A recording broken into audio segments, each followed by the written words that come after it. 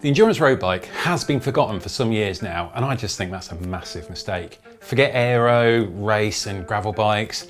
Most average road riders should own an endurance bike instead. In fact, a World Tour team replica bike with its race optimized design and geometry, or super light hill climb specialist bike might just make your rides worse, not better. Let me set out exactly why.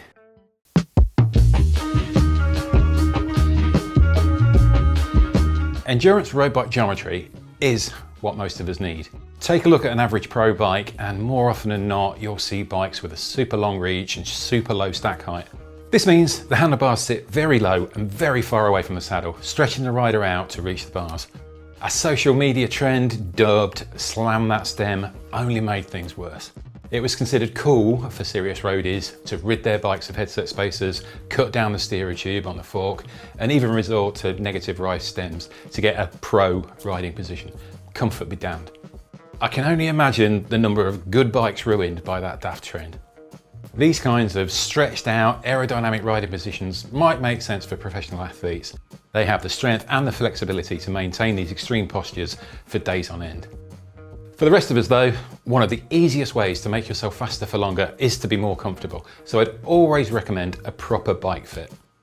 A full-on aero road bike may look fast leaning up outside the coffee shop, but if it makes you wince every time you turn the pedals, then you won't be fast whilst riding, and that's money wasted. Endurance road bikes, on the other hand, typically use taller stacks and shorter reach, putting the bar and controls within easier reach.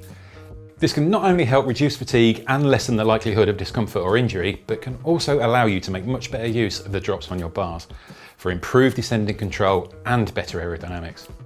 Aside from your position on the bike, endurance bikes have handling geometries designed to meet the needs of non-pro riders too. The most obvious change is often an elongated wheelbase because endurance bikes tend to have larger tyre clearances. A longer wheelbase makes a bike feel more stable and less twitchy, which is especially useful for confident riding at high speed, such as when descending. Whilst previous endurance road bikes tended to slacken the head angle to slow down the steering, the latest generation of modern endurance bikes keeps to the race bike standard of 72.5 to 73.5 degrees, with some even having similarly racy trail figures too. Now, trail shows the tyre's contact point trailing behind the steering axis. A small trail makes for a fast handling bike.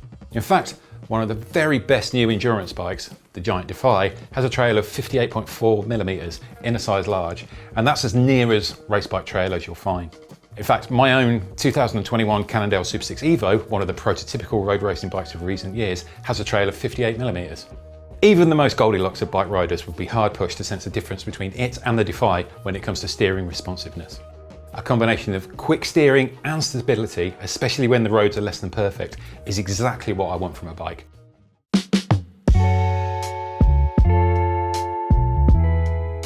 Wide tyres used to be the confines of the clubman's winter trainer, tourers or hardy commuter bikes.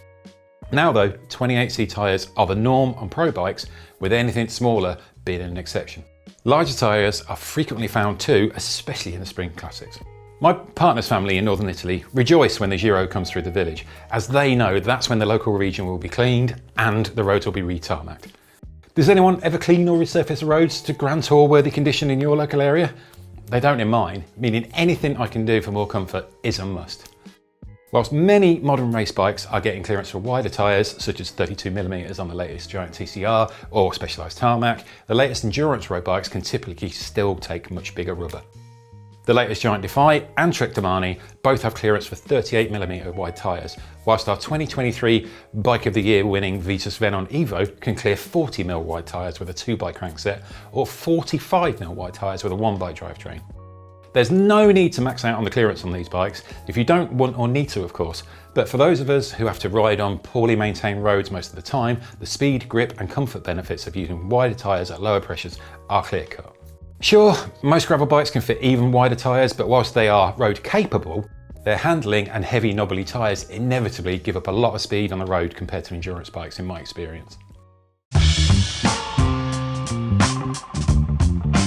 Amid public anger, compact gearing first appeared around 2003 when Shimano first made its 50-34 tooth crankset available.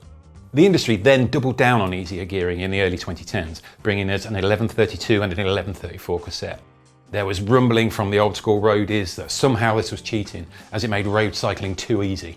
Some colleagues at the time would only ride a 5339 standard crankset and tight 1125 tooth cassettes, or smaller. Whilst many road bikes are still spec'd with race gearing, such as a 5236 subcompact and tight by today's standards 1130 cassette, endurance road bikes typically come with much more useful spreader gears. The 2024 Giant Defy Advanced SL, for example, is specified with SRAM's top-of-the-range red ETAP axis drivetrain with a 4633 chainring pairing and a wide-range 1036 cassette. At the top end, that gives you a marginally bigger gear than a 5011, whilst you also get an easier gear low enough to scale almost any climb. Ultimately, by using a group set with smaller ratios, I have a gear spread that's more compatible with me. Yes, a pro or elite racer may be able to spin a 5311 at 45 kph, but I can't, and I'd wager most of our wonderful audience can't either. Is it worthwhile carrying around such big gears when you're just rarely going to use them? I think not.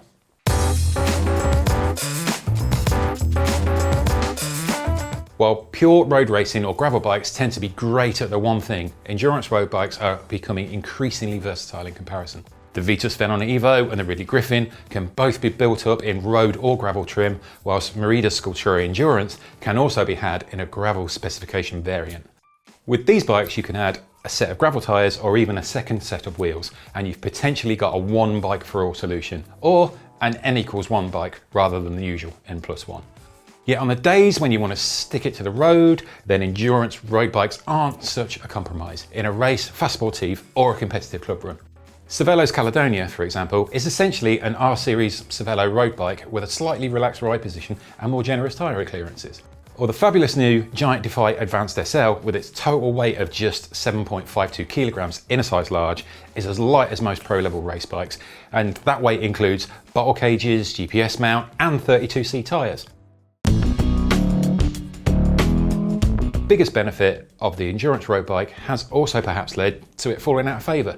A bike that's road race and light gravel capable, along with being more comfortable to ride, has the potential to be a quiver killer.